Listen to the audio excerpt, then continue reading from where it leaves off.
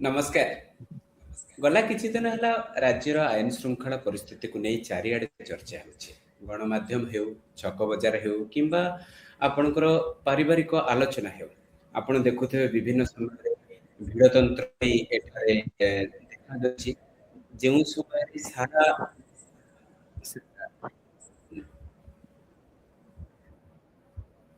ଯେଉଁ ସମୟରେ ସାରା ଦେଶରେ ମବ୍ ଲିଞ୍ଚିଂ କଥା ଚାଲିଥିଲା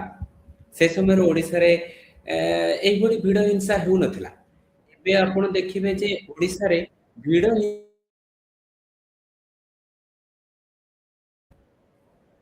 ତ ଆମେ ଏଠି ପ୍ରଶ୍ନ ଉଠୁଛି ଯେ କାହିଁକି ଓଡ଼ିଶାର ଆଇନ ଶୃଙ୍ଖଳା ପରିସ୍ଥିତି ବିଗୁଡୁଛି। ଭୁବନେଶ୍ୱରରେ ଆପଣ ବାଲି ଅନ୍ତରରେ ଦେଖି ଘଟଣା ଘଟିଲା। ଜଣେ ଜିଆରପି ପୁଲିସ କନଷ୍ଟେବଲ କୁ ଲୋକେ ଏକାଠି ହୋଇ ତାଙ୍କୁ ପିଟା କଲେ, ତାଙ୍କ ମୃତ୍ୟୁ ବି ଘଟିଲା। ଗତକାଲି ବ୍ରହ୍ମପୁର ସହରରେ ମଧ୍ୟ ଏମିତି ଏକ ଘଟଣା ଘଟିଛି। ଅବଶ୍ୟ ତାହାର ପରିସ୍ଥିତି ପାରିପାର୍ଶ୍ୱିକ ଅବସ୍ଥିତି ସବୁଥିରେ ଅଲଗା ଅଲଗା, କିନ୍ତୁ ଏଇଭଳି ଘଟଣା ଘଟିଛି। ନୟାଗଡ଼ରେ ଆପଣ ଦେଖିଥିବେ ଯେଉଁଭଳି ଭାବରେ ବ୍ୟବସ୍ଥା କାଣ୍ଡ ଘଟିଲା, ବାଲେଶ୍ୱରରେ ଏମିତି ଘଟଣା ଘଟୁଛି। ଆପଣ ଆରମ୍ଭ କରିବେ ଓଡ଼ିଶାର ଆଇନ ଶୃଙ୍ଖଳା ପରିସ୍ଥିତିକୁ ଦେଖିବାକୁ ଗଲେ ଆପଣ ବାଲି ମାଫିଆଙ୍କ ରାଜ ଆପଣ ଦେଖିବେ। ଓଡ଼ିଶାର ବିଭିନ୍ନ ଅଫିସରଙ୍କ ଉପରେ ଏଇ ଯୋଉ ମାଫିଆ ମାନଙ୍କର ସେମାନଙ୍କର ପ୍ରଭାବ ଦିନକୁ ଦିନ ବଢୁଛି। ଏହା ଏକ କାରଣ ହୋଇପାରେ କି? ଦ୍ୱିତୀୟ ହେଉଛି ଯେଉଁ ରାଜନେତା ମାନେ ଆସିଛନ୍ତି ସେମାନଙ୍କର ପୁଲିସ ଷ୍ଟେସନ ବା ଥାନା ଉପରେ ସେମାନଙ୍କ ପ୍ରଭାବ ଦିନକୁ ଦିନ ବଢିବା ଏହି ଆଇନ ଶୃଙ୍ଖଳା ପରିସ୍ଥିତିକୁ ବିପର୍ଯ୍ୟସ୍ତ କରିବାର ଏକ କାରଣ କି? ଏଇଭଳି ଭାବରେ ଆମେ କିଛି ବିନ୍ଦୁ ଉପରେ ଆଲୋଚନା କରିବା ଏବଂ ଆଲୋଚନା କରିବା ପାଇଁ ମୋ ପାଖରେ ଦୁଇ ଜଣ ମିଡିଆ ର ବନ୍ଧୁ ଅଛନ୍ତି। ପ୍ରଥମେ ହେଉଛନ୍ତି ଦୁର୍ଗା ମାଧବ ମିଶ୍ର। ମୁଁ ଏଠି ଉପସ୍ଥାପନ କରିବାକୁ ଚାହିଁବି। ଦୁର୍ଗା ମାଧବ ମିଶ୍ର ଅଛନ୍ତି ଏବଂ ତାଙ୍କ ସହିତ ଅଛନ୍ତି ସୌମ୍ୟରଞ୍ଜନ ଦାସ, ବରିଷ୍ଠ ସାମ୍ବାଦିକ। ବହୁତ ସମୟ ଧରି ଜାତୀୟ ଏବଂ ରାଜ୍ୟର ଗଣମାଧ୍ୟମରେ କାର୍ଯ୍ୟ କରିଛନ୍ତି। ଦୁର୍ଗା ମାଧବ ମିଶ୍ର ବହୁତ ସମୟ ଧରି ଟେଲିଭିଜନର ସାମ୍ବାଦିକ ଭାବରେ କାର୍ଯ୍ୟ କରିଛନ୍ତି ଏବଂ ସମ୍ପାଦନା ମଧ୍ୟ କରିଛନ୍ତି। ଏବେ ନିଜର ସ୍ୱାଧୀନ ମତକୁ ବ୍ୟକ୍ତ କରିବା ପାଇଁ ସେ ଓଡ଼ିଶା ପଲ୍ସ ମଧ୍ୟ ଚଳାଉଛନ୍ତି, ଯାହା ମାନେ ଅନେକ ସମୟରେ ଇଣ୍ଟରନେଟରେ ବହୁତ ଆଦୃତ ତାଙ୍କର ଅନୁଷ୍ଠାନ। ଚର୍ଚ୍ଚା ଆରମ୍ଭ କରିବା। ଆପଣ ଭାବୁଛନ୍ତି କି ଯେ ପ୍ରଶ୍ନ ହେଉଛି ଯେ ଆପଣ ଭାବୁଛନ୍ତି କି ଓଡ଼ିଶାର ଆଇନ ଶୃଙ୍ଖଳା ପରିସ୍ଥିତି ବିଗିଡ଼ିଛି? ମୁଁ ଦୁଇ ଜଣଙ୍କୁ ଏ ବାବଦରେ ନିଜ ନିଜର ଓପିନିଅନ ରଖିବାକୁ ଅନୁରୋଧ କରିବି ପ୍ରଥମେ, ଏବଂ ତାପରେ ଆମେ ଆଲୋଚନାକୁ ବଢାଇବା। ପ୍ରଥମେ ଦୁର୍ଗା ମାଧବ। हरिहर निर्दिष्ट भाव में जदि ओडिशा को तुलना करिबा आमे अन्य राज्य गुड़िक सहित जोठी अधिक भाव में क्राइम रेट विगत दिन मानकरे सरकार पाई लोकंक पाई मुंड बिंधार कारण हेछि। आज दिन में से भली सिचुएशन ओडिशा रे अंतत पक्षे तैयारी हो सारलानी। एक कथा कहबा मु भाबुची ठीक हबो नाही वर्तमान परिप्रेक्षी, किंतु एई निकटरे केते गुडिए घटना घटिछि जहा सारा राज्यर लोकंकु विचलित करिछि, सारा राज्यर लोकंकु भाबिବାକୁ बाध्य करी जे ओडिशा उत्तर प्रदेश बिहार ठारू भिन्न बोली काकी ओडिशार जनसाधारण एबे चिंता करिवे। जो बालियंतार गोटे घटना एभली एक अभावनीय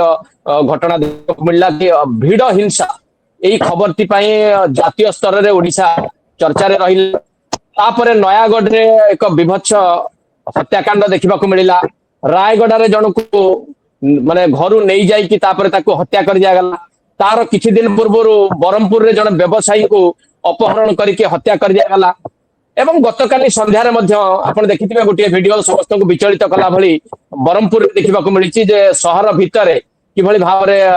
जनक उपरे मरणांतक आक्रमण करा जाउछि। तो ये सब घटना गुड़िक अंतत पक्षे आज दिन में समस्त को भाविबा पई बाध्य करिछि जे ओडिशार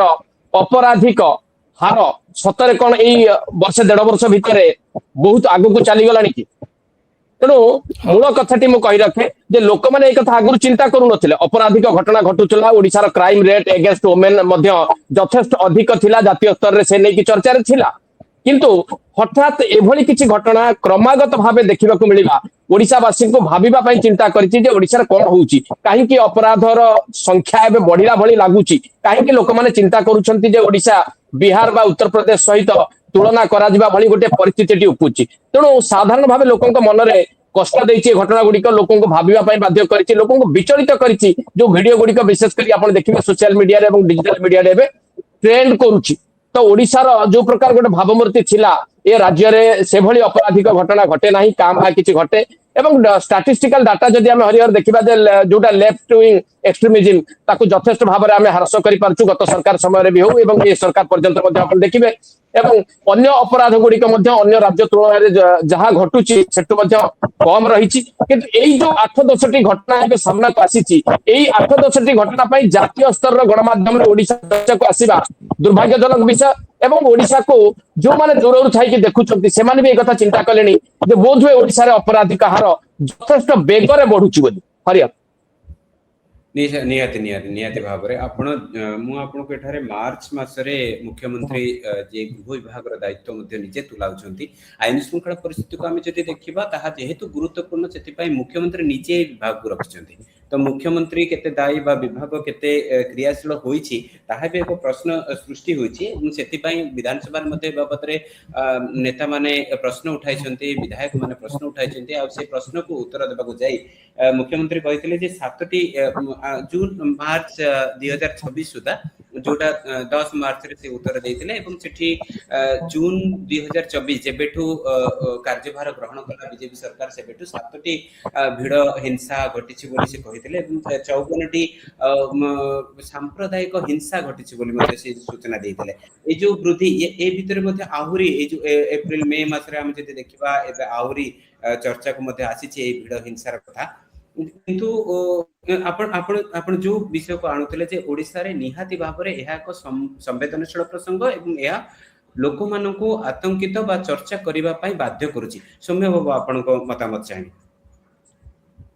ओडिसा गोटे शांति प्रिय राज्य एतरे तो किसी संदेह नहीं किंतु ई ओडिसा रे दिने कलिंग युद्ध बेले चंडाशोक धर्माशोक रे परिणत होइतला ओडिसा रे सारा कलिंग युद्ध रे ओडिशावासी प्राण त्याग करिकी एमिति परिस्थिति गोटे सृष्टि होइतला गोटे बुढ़ी माँ राति अधरे जिते जाइतला देखिया पई ता पुअर डेड बॉडी खोजियाकू ताकू देखिकी अशोक निजे भीतत्रस्त हो जाइतले बा अशोक निजे तांकर मानसिक संतुलन हरई बसतिले जहा पर से बुद्ध धर्म ग्रहण करले तो ओडिशा रे कलिंग युद्धर भी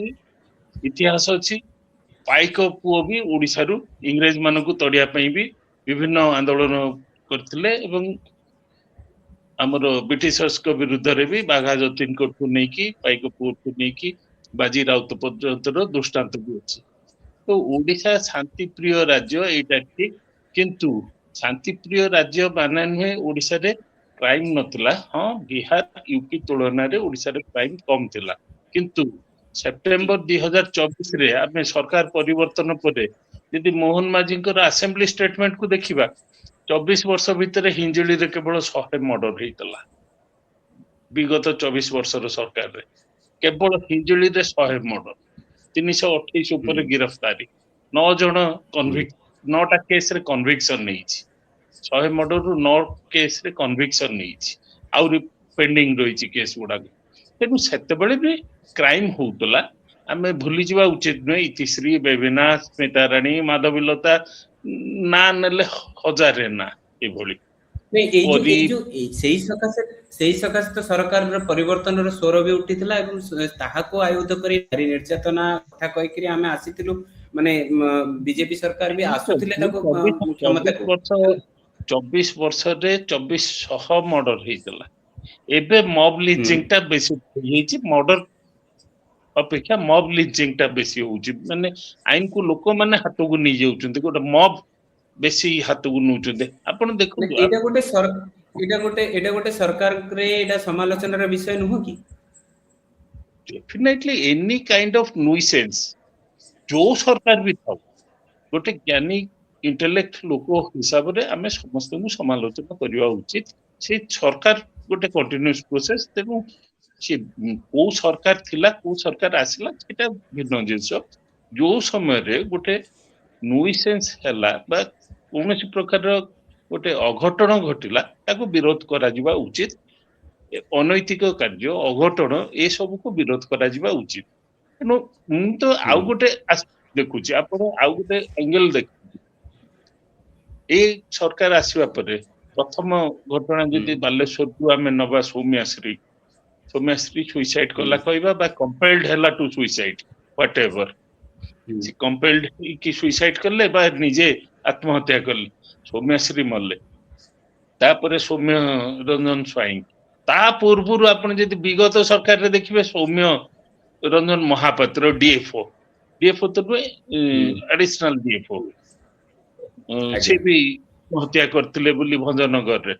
तो मते तो लागुची कोटी ना कोटी सौम्य को ऊपर चढ़क पड़ी विगत सरकार रे भी मीडिया टाइकून सौम्य भी जो वे रे बंधा को अल्प के खसी जदी तो मु तो निजे सौम्य रंजन ऊपर विश्वास तो एटा सौम्य को ऊपर कुआडू गोटे आकस्मिक चढ़क आसुची ना एटा आईन श्रृंखला को दायी करबा ना सौम्य रंजन ना को दायी करबा सेटा गोटे बड़ प्रश्न भी हे गेला मो मन तो ताकू नै कि साइकोलॉजिकल गोटे द्वंद्व उपजिलानी जे सौम्य रंजन नाटी बोधे कोनोसी गोटे अघटना पे ही दायी नुहे तो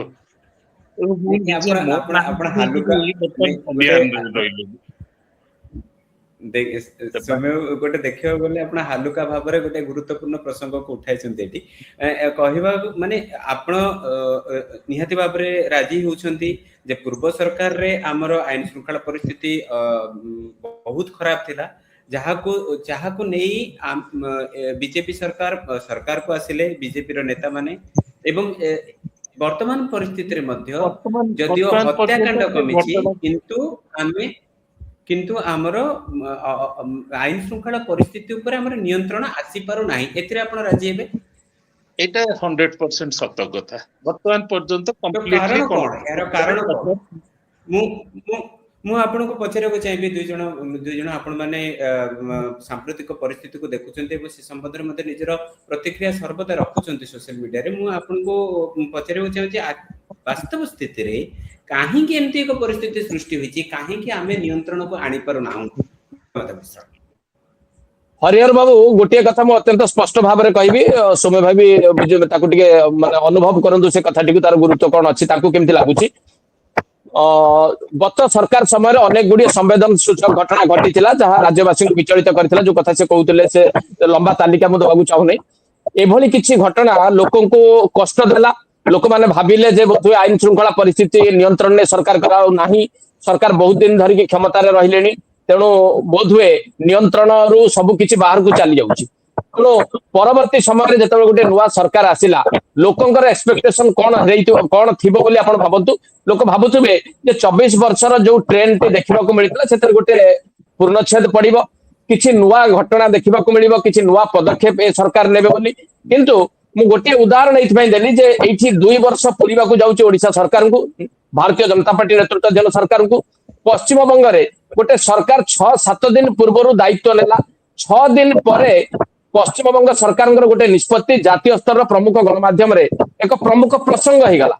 से निष्पत्ति कौन गोटे पुराना केस आरजीकर हॉस्पिटल केस को रिओपन कले सरकार से पुलिस रो भूमिका संदेहजनक थिला 3 जण आईपीएस ऑफिसर विरुद्ध रे कार्यानुष्ठान नेले पश्चिम बंगर सरकार बा मुख्यमंत्री शुभेंदु अधिकारी এই ঘটনাটি देखला परे आपण भी टिके हरिहर बाबू चिंता करंतु सौम्य बाबू भी टिके चिंता करंतु 6 दिन रे जदी गोटे सरकार निष्पत्ति नै करूची गोटे पुराना घटना को खोलिबा पई पुराना फाइल को रिओपन करिबा पई तापरे 3 जण आईपीएस को विरुद्ध रे कार्यानुष्ठान नै परूची ओडिसा रे 2 वर्ष पूरीबा को जाउतबा सरकार लोक देखिलेनी काहे कि एई प्रकार गोटे दृष्टांतमूलक कार्यानुष्ठान हो नाही जदी एई प्रकार दृष्टांतमूलक कार्यानुष्ठान हेई थांता बा दृष्टांतमूलक कार्यानुष्ठान नजीर टे तयारी करथांता क्रमागत भावे एई प्रकार अपराधिक घटना अंतत पक्षे देखिबा को मिलंता नाही मोर एटा धारणा व्यक्तिगत भावे मु एको कहिबी जे हमर नेतृत्व एवं आम सरकार से भली दृढ़ पदक्षेप नेई नाहंती हुए तो यहीटा ही बड़ कारण ये जो सीरीज ऑफ इंसिडेंट आपण सामने को आसुची अपराधी माने भय कर नाहंती आ गोटे उदाहरण देबी जे जदि सरकार बा व्यवस्थार अंश विशेष हेतिबा जने नेता जेंते जने अभिनेता माने बोधे बीजेपी राजनीति को आसते किस दिन हरकी निर्वाचन रे से सफल हेई नाहंती अरिंदम राय से गोटे माने ऑफिस को जाइथिले सेठी किछ कर्मचारी जो प्रकार व्यवहार कले याकू जेतेबेले साधारण लोक देखिथिबे से कोन भाबिथिबो ଯେ ଯୋଉ ସରକାରଙ୍କ ଉପରେ ଆସ୍ଥା ସ୍ଥାପନ କରୁଛନ୍ତି ଲୋକମାନେ ଅଧିକ ସମୟ ହେଇନି ମୁଁ କହୁନି ଯେ 2 ବର୍ଷରେ ସବୁ କିଛି ବଦଳେଇ ଦେବେ କିନ୍ତୁ 24 ବର୍ଷର ଯୋଉ ଧାରାରେ ବ୍ରେକ୍ ଲାଗିବା ପାଇଁ ଲୋକ ଚାହାନ୍ତି ସେ ଧାରାରେ ସରକାର ବ୍ରେକ୍ ଲଗାଉଛନ୍ତି ବୋଲି କିଏ କାହିଁକି ବିଶ୍ୱାସ କରିବ ସିରିଜ ଅଫ ଇନସିଡେंट्स ଘଟିବ ଆପଣଙ୍କ ଦଳର ନେତା ଯାଇକି ଅଫିସରେ ଧମକ ଦେବେ ଏବଂ ଯଦି ଦଳର ନେତା ମାନେ ଧମକେଇବେ ତାହେଲେ ଅପରାଧୀ ମାନେ पुलिस को କାହିଁକି ଡରିବେ এই প্রকার কথা ମୁଁ ଭାବୁଛି ଲୋକଙ୍କ ଭିତରେ ଏବେ ଅଧିକ ଭାବରେ ଆଲୋଚନା ହେଉଛି ଯେ ସରକାର ପରିବର୍ତ୍ତନ ହବା ପରେ ଯୋଉ ଆଶା ଏବଂ ଅପେକ୍ଷା ରଖିଥିଲେ ୱେଷ୍ଟବେଙ୍ଗଲରେ ଯୋଉ ଘଟଣା 6 ଦିନରେ ଦେଖିବାକୁ ମିଳୁଛି 2 ବର୍ଷ ପୂର୍ବକୁ ଗଲାଣି ଗୋଟିଏ ରାଜ୍ୟରେ ଏହି ପ୍ରକାର ଦୃଷ୍ଟାନ୍ତମୂଳକ ପଦକ୍ଷେପ ନ ଦେଖିବା ହିଁ ଅପରାଧ ଏବଂ ଅପରାଧୀକୁ ଅଧିକ ଭାବରେ ସହଯୋଗ କରୁଛି ମୋର ଏଟା ଧାରଣା ଆପଣ ଆପଣ କହିବାକୁ ଚାହୁଁଛନ୍ତି ଯେ ଲୋକମାନେ ବା ଯେଉଁମାନେ ନେତା ରହିଲେ ବା ଯେଉଁ ବ୍ୟବସାୟୀ ରହିଲେ ବା ସରଳ ଭାଷାରେ କହିଲେ ମାଫିଆ ମାନେ ରହିଲେ ସେମାନଙ୍କ ପ୍ରାଦୁର୍ଭାବ ଦିନକୁ ଦିନ ବଢୁଛି ଆଉ ତାହାକୁ ସରକାରୀ ତନ୍ତ୍ର ମଧ୍ୟ ସହାୟତା ଦେଉଛି ଏହା ସତ୍ୟ କି? हरिहर बाबू ମୁଁ ଟିକେ ସମୟ ନେବି ସମୟ ବାବୁ ତାଙ୍କର ମତାମତ ରଖିବେ ମୁଁ ଦୁଇଟି ଉଦାହରଣ ଆଉ ଆପଣଙ୍କ ଆଗରେ ରଖିବି ବାଲେଶ୍ୱର ଏବେ ଆପଣ ଦେଖିବେ ଜାତୀୟ ସ୍ତରରେ ଗୋଟେ କ୍ରାଇମ ରେଟ୍ ଉପରେ ମୁଁ ନିଜେ ଦେଖୁଥିଲି ତାପରେ ଗୋଟେ ରିପୋର୍ଟ ଆସିଛି ଓଡ଼ିଶାର ବାଲେଶ୍ୱର ଜିଲ୍ଲାକୁ ନେଇକି ବାଲେଶ୍ୱରରେ ସର୍ବାଧିକ ଏହି ପ୍ରକାର ଘଟଣା ଦେଖିବାକୁ ମିଳିଛି ଏଇ ଯୋଉ ସ୍ୟାଣ୍ଡ ମାଫିଆ ଷ୍ଟୋନ ମାଫିଆ ଏମାନେ ସରକାରୀ କର୍ମଚାରୀଙ୍କୁ ଯୋଉମାନେ ଯାଉଛନ୍ତି ତାଙ୍କୁ ଧରିବା ପାଇଁ ତାଙ୍କ ଉପରେ ମରଣାନ୍ତକ ଆକ୍ରମଣ ବାର ବାର କରୁଛନ୍ତି ଏଭ୍ରି ଡେ ଆପଣ ଯଦି ଓଡ଼ିଶାର କୌଣସି ଖବର କାଗଜ ଟେ ଖୋଲିବେ ଆପଣ ଦେଖିବେ ବାଲେଶ୍ୱର ଘଟଣା ଆଉ ଗୋଟେ ଉଦାହରଣ ଆପଣଙ୍କୁ ଦେବି ରାଜନଗରରେ ଜଣେ ଭାରତୀୟ ଜନତା ପାର୍ଟିର ନେତା ଯିଏ ପ୍ରଥମ ଥର ନିର୍ବାଚନ ଲଢିଥିଲେ ଲଳିତ ବେହେରା ସେ ତିନି ଥର ସରକାରୀ କର୍ମଚାରୀଙ୍କୁ ଆକ୍ରମଣ କଲେଣି କୌଣସି ଭାବରେ ତାଙ୍କ ବିରୁଦ୍ଧରେ ଏଫଆଇଆର ଟି ମଧ୍ୟ पुलिस स्टेशन ରେ ରୁଜୁ ହୋଉନାହିଁ ମୁଁ କାହିଁ କହିଲି ରାଜନଗର ଘଟଣା को जी देखि बुझी अरिंदम राय जहाँ कले से घटना आउ गोटे पुनरावृत्ति तो एमती जदि क्रमागत भाव लोक देखिए सरकारी व्यवस्था उपरे नेता आक्रमण करेंगे सरकार को माफिया माने सरकारी व्यवस्था जो अंश विशेष माफिया माने आक्रमण करेंगे साधारण लोकंकर सुरक्षा कोठी रहिबो आपण माने चिंता करंतु जे लोक आउ कोन आशा करिवे नियति नियति सरकार को तरु जहाँ आशा करबा कथा हमें करि परना समय हो नहीं मु तो एकमत हेबी दुर्गा सह डेफिनेटली सरकार के ऊपर जो एक्सपेक्टेशन रखी कि लोक परिवर्तन रो गोटे धारा आनी तिले ए सरकार 24 वर्ष रो सरकार को परिवर्तन करके सरकार को आनी तिले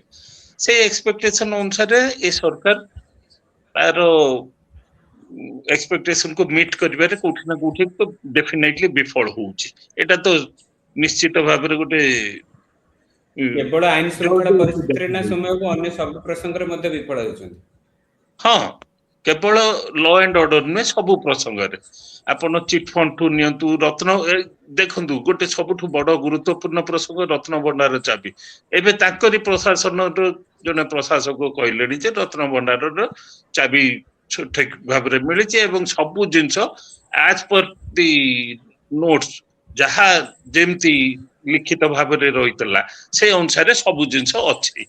तो ताकू प्रसंग करके आस्तिले गोटे जुमला सरकार जोटा कुआ होउची सेही बळिया गोटे जुमला बाजी तिला दे रत्न भंडार प्रसंग किंतु से सब तो इलेक्शन रे डेमोक्रेसी रे जो जुमला फॉल्स एश्योरेंस फॉल्स प्रोपागेंडा ए सब तो पार्ट ऑफ डेमोक्रेसी वर्तमान हे चलानी से गोटे भिन्न प्रसंग किंतु लॉ एंड ऑर्डर एथरे डेफिनेटली सरकार को उठी ना कोठी विफल होउचंदी प्रथमे तो मु कहि रखिबी जे सरकार आसु आसु जेमती वेस्ट बेंगल ले हला सेमती ए सरकार गोटे तदंत कमिशन टे करबा उचित थिला विभिन्न प्रसंग को नै चिट फंड हो 5T हो बा विभिन्न प्रश्न जहां जहां को से माने इशू करके आस्ते जो प्रसंग गुडा को धरी ए माने क्षमता को आसीथिले बा निर्वाचन प्रतिश्रुति देकी आछिथिले सरकार कौन से गोटे आपण अन्य प्रतिश्रुति छाड़ंतु सरकार गोटे जनमंगलकारी सरकार हवा उचित ए माने तो गोटे प्रतिश्रुति देइतिले बिजु जनता दल जेतबे कहितला 100 यूनिट बिजुली मागणा देबो ये कहितले 300 यूनिट बिजुली मागणा देबो छेतक भी ए माने करू नाहंती ई तो लॉ एंड ऑर्डर कथा छाडी दियंतु डेफिनेटली सरकार प्रतिश्रुति पालन रे एवं फंक्शनल डेफिशिएंसी डेफिनेटली दीटा जिंस तो देखाउ कि किसी दिमत होबर ନାହିଁ ନିହାତି ଭାବରେ ସୌମ୍ୟ ସୌମ୍ୟ ବାବୁ ଏବଂ ଦୁର୍ଗାମଦ ମିଶ୍ର ବାବୁ ଆପଣ ଅଛନ୍ତି ମୁଁ ପଚାରିବାକୁ ଚାହିଁବି ବର୍ତ୍ତମାନ ଯେହେତୁ ଆମେ ଦେଖୁଛୁ 2 ବର୍ଷ ପୂରିବାକୁ ଯାଉଛି ଏବଂ ସରକାର ନିଜର ସଫଳତାକୁ ମଧ୍ୟ ଡିଣ୍ଡିମ ଭାବରେ ବଜାଇବାକୁ ଚାହୁଁଛନ୍ତି ସମସ୍ତଙ୍କ ପାଖରେ ପ୍ରଚାର କରିବାକୁ ଚାହୁଁଛନ୍ତି ଏହିଭଳି ଏକ ପ୍ରୟାସକୁ ତାକୁ ପାଣି ଫିଙ୍ଗି ଦେବା ଏବଂ ତାକୁ ଭଣ୍ଡୁର କରିବାର ପ୍ରୟାସରେ ଆଉ କେହି ପ୍ରୟାସ କରୁଛନ୍ତି ଯାହା ଫଳରେ ଏଇଭଳି ଆଇନ ଶୃଙ୍ଖଳା ପରିସ୍ଥିତି ସୃଷ୍ଟି ହଉଛି କି ଯାହା ଫଳରେ ଏମିତି କିଛି ଘଟଣା ଘଟୁଛି ମୁଁ ଆପଣ ସେଇଟା ବରଗଡ଼ କଥା ଦେଖନ୍ତୁ କି କଣ ନା ମୁଁ ସେଇଟା ଭାବୁନି ମୁଁ ତ ଭାବୁଛି ସରକାର ନିଜେ କୌଣସି ନା କୌଣସି ଜାଗାରେ ବିଫଳ ହଉଛନ୍ତି ତାଙ୍କ ନିଜର କର୍ତ୍ତବ୍ୟ ସମ୍ପାଦନ କରିବାରେ କାହିଁକି ନା ଏମାନେ ଯାହା କରିବା ଉଚିତ ତାଙ୍କ ସଫଳତା ଛାଡି ଦିଅନ୍ତୁ ଯେତେକ ଏମାନେ ମିନିମମ୍ ଯୋଉ ବେସିକ ଜିନିଷ ଯାହା କରିବା ଉଚିତ ତାକୁ ପ୍ରତିପାଦିତ ହୁଁ କରିବାରେ ସରକାର ବିଫଳ ହେଇଛନ୍ତି ଆଜି ପର୍ଯ୍ୟନ୍ତ ସେମାନେ ଗୋଟେ କୋର୍ଟ ଗୁଡାକରେ advocates government panel of advocates appoint କରିପାରିନାହାନ୍ତି ଆଜି ପର୍ଯ୍ୟନ୍ତ ଓହୋ କର୍ପୋରେସନ ଗୁଡାକ ଡିଷ୍ଟ୍ରିବ୍ୟୁଟ କରିପାରିନାହାନ୍ତି କୋଉଠି ନା କୋଉଠି ସରକାରଙ୍କ ବିଫଳତାର ଏଇଗୁଡାକ ଗୋଟେ ଗୋଟେ ସୋପାନ ଏଗୁଡାକ ଗୋଟେ ଗୋଟେ ସିଡି କହିଲେ ବି ମୁଁ ଚଳିବ। ଆପଣଙ୍କ ପାଖକୁ ଆସିବି ଆପଣଙ୍କ ଯୋଉ ଚିନ୍ତା କରିଛନ୍ତି ସେଥିରେ କଣ ସମାଧାନର ରାସ୍ତା ହେଇପାରେ କେମିତିକା ଆମେ ଏ ପରିସ୍ଥିତିକୁ ମୁକାବିଲା କରିପାରିବା ସେ ବାବଦରେ ଆପଣଙ୍କୁ ପଚାରିବି ପରବର୍ତ୍ତୀ ପ୍ରଶ୍ନରେ या ପୂର୍ବରୁ ମୁଁ ଦୁର୍ଗା ମାଧବଙ୍କୁ ପଚାରିବା ରାଜନୈତିକ ସମୀକରଣ ଯାହା ରହିଛି ତାହା ଆପଣ ଦେଖୁଛନ୍ତି ତାହା କିଛି ପରିମାଣରେ ଆଇନ ଶୃଙ୍ଖଳାକୁ ପ୍ରଭାବିତ କରୁଛି କି ଯେଉଁଥିପାଇଁ ଏଭଳି ଘଟଣା ଘଟୁଛି ଏବଂ ତାହା ବଢୁଛି କି हरियाण गोटे कथा जे कहीं भी स्वीकार करेंगे मैं भावुची सौम्य बाबू मो सहित एकमत हो पारती जे गोटे सरकार एवं सरकार जी नेतृत्व नौकरी अधिक भाव लोकंर आशा एवं अपेक्षा रहिबो एवं जितेबाला 24 वर्षर गोटे सरकार गला गोटे नुआ सरकार आसिला एवं राजनैतिक प्रसंग हवा स्वाभाविक कथा एवं विरोधी प्रसंग किंतु एठी देखा मिलूँ किसी कथा जो जो घटना गुड़िक घटुची से घटना गुटिक एभली भाव समय घटुची जहा सरकार को बाध्य करुछि लोकंक द्वारा समालोचित हवा विरोधी दल द्वारा विरोधी राजनैतिक पक्ष द्वारा जी समालोचित सरकार होना अधिकांश भाव आप देखिए साधारण लोक मैंने तीव्र प्रतिक्रियाशील होती एवं राजनैतिक कारण टी जब आम खोजा चेष्टा करवा जहाँ प्रथम आप कहते जे गोटे सरकार एवं सरकार जी नेतृत्व होती से जदि टिके सबल नेतृत्व होते अधिकंतु समस्ते पूरा व्यवस्था निर्भर करिवो किंतु जहाँ 2 वर्ष भितर देखा मिलूँ आप देखुं मुख्यमंत्री विधानसभा किसी कथा कहते किसी काम करने प्रतिश्रुति दौरान व्यवस्था अधीन रही किंतु व्यवस्था से बाटे जाऊनी एते गुड़े अपराधिक घटना घटुची एवं घटना घटवा बेले पुलिस मुखिया जे डीजी पुलिस सी केते समय पर रिएक्ट करुचंती गणमाध्यम को से कौन कहते सीरीज घटना घटवा पर से कहते ना अपराधी प्रति आम जीरो टॉलरेंस नीति एवं आपणे बोली जो दिन से कहते ठीक 24 घंटा न पूर्ण आउ गोटे अपराधिक घटना सामना को आसूची ये सब गुड़िक कौन स्पष्ट करुच्ची व्यवस्था को सरकार नियंत्रण में रखिपारि नाहंती बा सरकार नियंत्रण में व्यवस्था वर्तमान सुधा नहीं अर्थात जो अराजकताटी पूर्व सरकार समय देखा मिलूला व्यवस्था एवं सरकार भिन्न भिन्न बाटे गला भली लगुला नेतृत्व एवं व्यवस्था अलग रहा भली लगुला एबे से कौन गोटे बड़ परिवर्तन है अंतत पक्षे एवं यही क्रमागत अपराधिक घटना घटवा राजनैतिक दृष्टिकोण सरकार जी अड़ुआ साधारण भाव लोकों दृष्टि लोकों कथा को जब आम शुणा बुझा चेष्टा करवा जे जो विश्वास भावटी सरकार धीरे धीरे बढ़िया कथा ताहा बढ़िबा कौन जो थिला सेठी रही आज्ञा माने आपण कहवा कथा वर्तमान सरकार विश्वास व भरोसा बढ़िया जगह आस्था तुटुछि बोली कौन आमे जदि गोटे सॉल्यूशन काढवा चाहिबा जदि आमे 2 वर्ष हेलाणी गोटे सरकार आसिलाणी आमे कौन प्रस्ताव दे परिबे जे केमितिका आमे आसी परिबा आमे केवल पुलिस को एथि दायी कि ना हमर एठी आ गोटे प्रसंग आसे एते गुडे मंत्रिमंडल एते गुडे पदवी एते गुडी के विभाग एकाठी गोटे जनक पाखरे ठुळ होई रहबा या मध्ये ताकू अधिक कार्यानुष्ठान क्रिया करवा क्रियानुष्ठान अधिक करने बाधक हो पारे कि यही प्रश्न लोक मन आसूची तो कौन करे कौन प्रस्ताव आसपे जे जे आईन श्रृंखला परिस्थिति को आम स्थिर करें ना यह एमती एक मध्यम ये भाव चलो समय नहीं एटा दीटा जिनस रोचे गोटे है राजनैतिक इच्छा शक्ति बा पॉलिटिकल टॉप एंड रु कार्यकारिता को नहीं प्रश्न जो उठुची से कार्यकारिता स्वाभाविक ढंग रे हेई परुनी गोटे सेटा द्वितीय हला ऑफिशियल नेग्लिजेंसी बा अकाउंटेबिलिटी फिक्स होउनी आपण जो जो घटना देखंतु प्रीवियस सरकार रे हो बा ए सरकार रे हो केबे ऑफिसर्स मान को अकाउंटेबल करा हैनी इवन जुडिशियरी सिस्टम रे भी कोनोसी कोर्ट केबे कोनोसी ऑफिशियल्स मान को अकाउंटेबल फिक्स करूनी सेतपई ऑफिसर्स माने फॉर ग्रांटेड नहीं जाउछंती लोक मान को एबे कोन हिचे की लोक साधारण जनता ए माने कुकुर बिल्ली समान नहीं जाउछंती ए माने को केही गोटे आउ प्रकारांतरे केही गोटे कंसीडरेशन को नौ नांती एक भावना कौन हो ए माने कौन चिंता करछंती को प्रकार रे एकर माइंडसेट टा काम करछ काई के माने विरोधी हेले विगत सरकार रो काई की ए सरकार ऊपर कौन आशा रखी जति ए जिंसटा आउ केही थरे गादी रे आसी गला परे ए जिंस ए सब चिंताधारा बदली जाउछ तेनु प्रथम तो राजनीतिक इच्छा शक्ति जोटा शुभेंदु अधिकारी कर से जो इच्छा शक्ति देखी से जो डिटरमिनेशन से जो दृढ़तार सहित से जो प्रकार स्टेप नबा को चेष्टा करछथि मोहन माझी देखले केवल राजा चक्र नहीं एठी आमे देखिबा जे पश्चिम बंग में ओडिसा को जदि तुलना करा जाए पश्चिम बंग रे गोटे आंचलिक दल थिला ताकू क्षमताच्युत करी बीजेपी शासन को आसिला से ताहा मध्ये एक दीर्घकालीन सरकार थिला ओडिसा रे मध्ये गोटे आंचलिक दल ताकू मध्ये आमे ओल्टेलु एवं लोक माने ताकू विच्युत कले एवं ताकू सरकार को बदळैले तो ओडिसा पश्चिम बंग जदि एकार होछि ताले एठी काहे की बीजेपी रो शासन चाली मध्ये सही बळी दृढ़ कार्यानुष्ठान ग्रहण करा जाय पारुनी काहे की सशक्त होई पारुनी सरकार मुख्यमंत्री को दायी करिवि मु सीधा सड़क एतरे मुख्यमंत्री को दायी करिवि सेठी मुख्यमंत्री शुभेंदु अधिकारी तांकर इच्छा शक्ति रो निदर्शन देले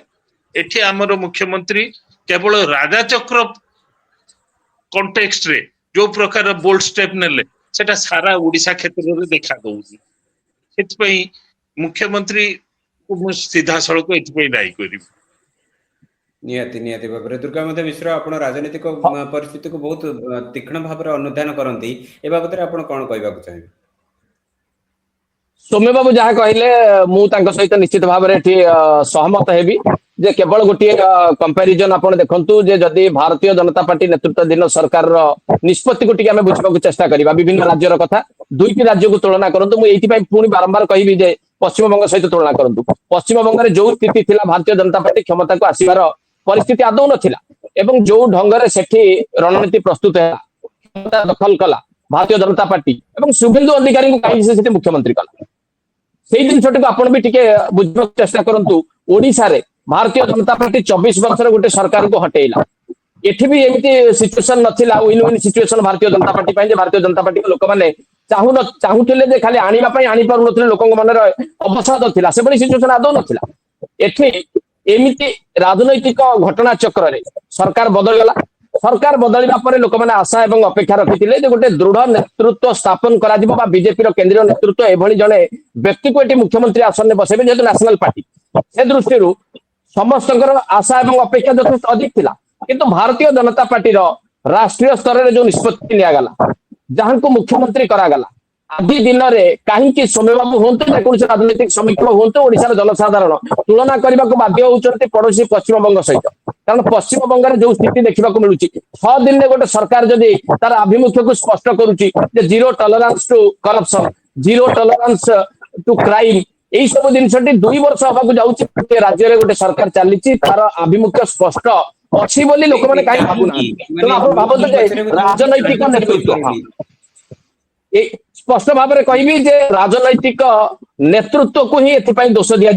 एवं राजनैतिक आभिमुख्य भारतीय जनता पार्टी ये दुईटा को दायी करा भारतीय जनता पार्टी राजनैतिक आभिमुख्य पश्चिम बंग क्षेत्र में जहाँ है ओडिशा क्षेत्र में ताहा है नहीं एवं राजनैतिक नेतृत्व पश्चिम बंग में जो भाव में दायित्व संभालुं जहाँ को दायित्व दि जाए ओडिशा रे सही प्रकार दायित्व जदि काहाकू दबापाई भारतीय जनता पार्टी शीर्ष नेतृत्व चिंता करते मु भावुची आज दिन में ए प्रकार सीरीज ऑफ अभावनीय घटना हमको देखा पड़ू न था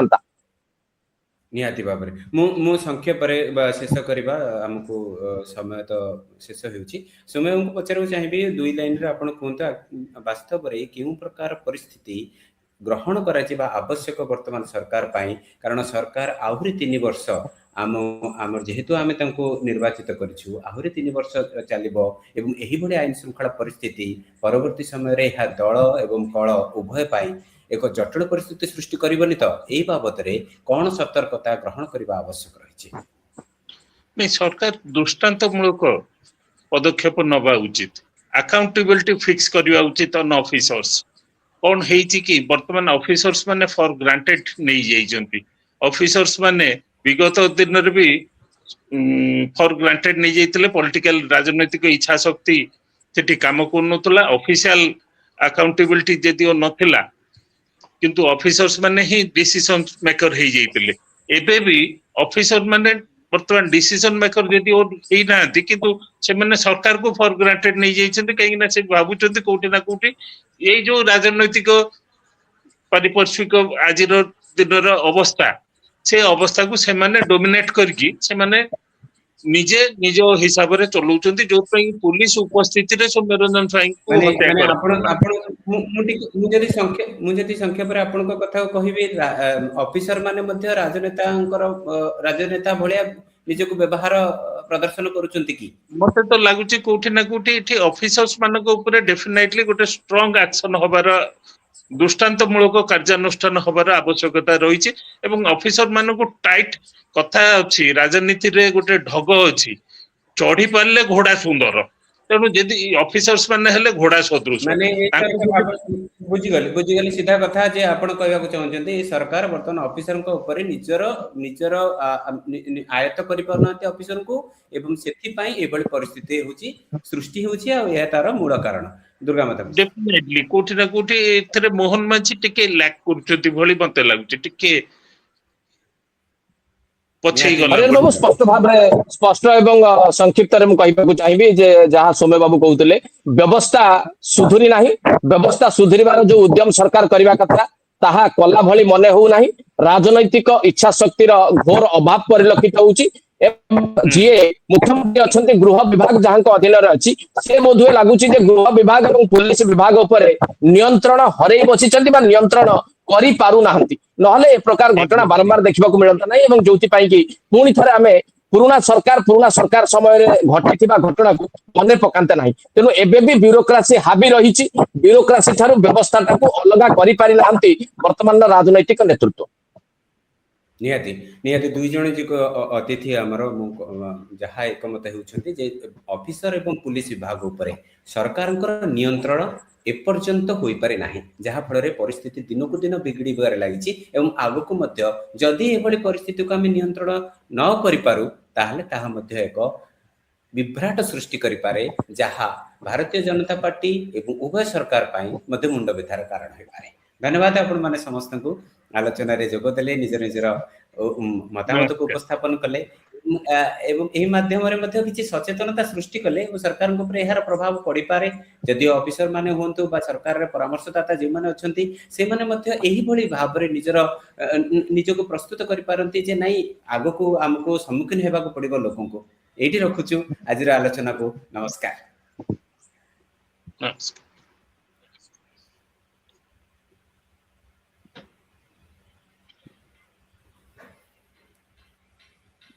ଧନ୍ୟବାଦ ଭାଇ।